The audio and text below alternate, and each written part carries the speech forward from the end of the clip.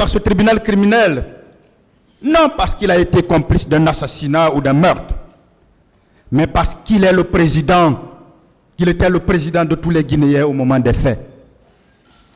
Le président Moussa Dadis Camara est jugé par ce tribunal criminel, non parce qu'il a été complice d'un meurtre ou d'un assassinat, mais parce qu'il était le chef de l'État au moment des faits.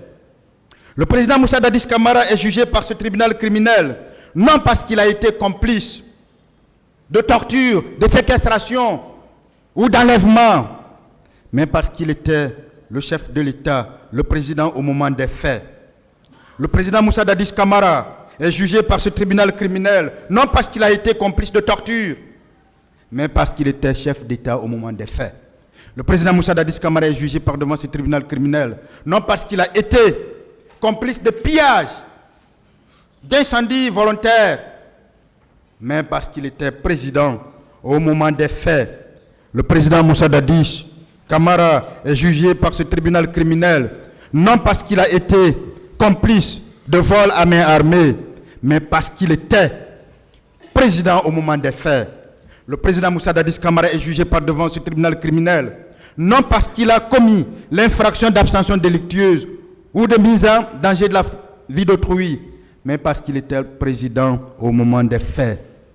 Et je vous pose une question, une seule.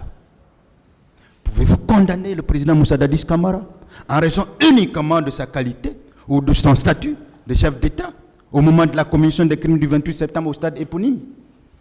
Moi, par subjection, je vous réponds. Je vous réponds très clairement et très sincèrement.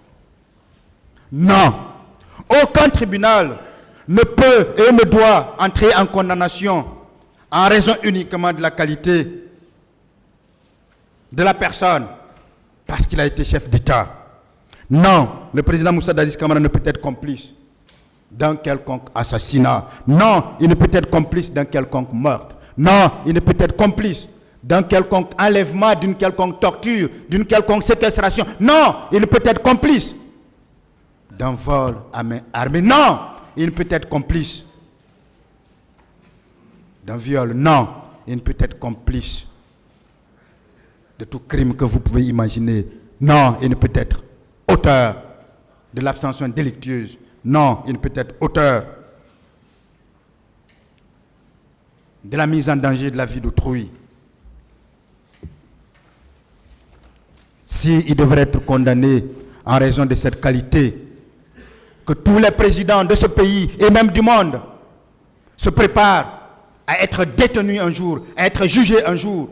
Parce qu'aux États-Unis, on tue des personnes tous les jours, mais jamais un ministre n'a été inquiété, jamais un président n'a été inquiété. En France, on tue tous les jours, mais jamais un ministre n'a été inquiété, jamais un président n'a été inquiété. On a vécu le soulèvement en Nouvelle-Calédonie. Il a fallu que le président Macron parte là pour que les morts continuent. Mais jamais il ne sera poursuivi simplement en raison de sa qualité de chef d'État. Ça se passe. Ça s'est passé en Guinée au premier régime. Ça s'est passé en Guinée au temps du professeur Alpha Condé. Ça s'est passé au temps du général Feu, du feu général Lansana Conté. Mais jamais on a vu un chef d'État ici, devant un tribunal, jugé. Donc s'il est jugé, c'est bien parce qu'il a été chef d'État. Et vous ne pouvez pas le condamner pour sa qualité de chef d'État. Parce que être chef d'État, c'est un privilège, c'est un honneur, c'est même le destin. C'est pour ça qu'en parlant de lui, j'avais parlé d'un homme au destin atypique. Monsieur le Président,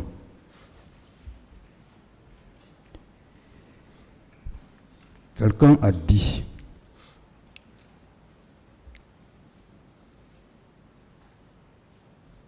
alors je voudrais vous faire une confidence.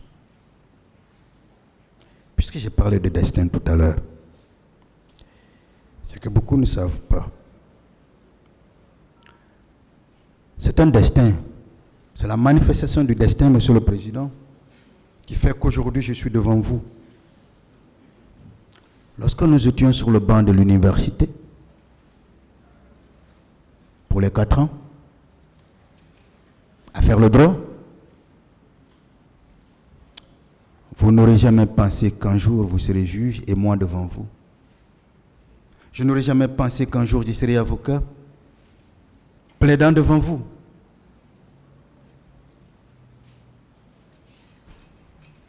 Entre 2001 et 2004, on n'aurait jamais pensé que le président Dadis ou le capitaine Moussa Dadis serait devenu président. On n'aurait jamais pensé qu'il aurait eu les événements du 28 septembre. Voyez-vous, depuis 4 jours, je plaide devant vous. Pourtant, ce n'était pas prévu. C'est cela le destin. Je voudrais vous dire ceci. Et c'est la phrase d'une personne que j'aime bien. Et un mot que je garde, une phrase que je garde dans ma vie, qui me rappelle toujours mes devoirs, mes obligations. Quelqu'un a dit que nos efforts soient plus ou moins favorisés. Il faut, quand on quitte la vie, pouvoir se dire j'ai fait ce que j'ai pu. J'ai pensé, en tant qu'avocat du président Dadis, avoir fait ce que j'ai pu. En vous conseillant de vous méfier des acteurs de justice qui peuvent vous entraîner dans des erreurs, je prie que vous deveniez un grand juge ou de grands juges, en plus d'être de bons juges. Mais il y a une seule voie, Monsieur le Président, Monsieur le juge président, Monsieur le juge assesseur, si vous voulez devenir de grands juges, il y a une seule voie, une seule, acquitter l'accusé Moussa Dadis Camara. Je plaide.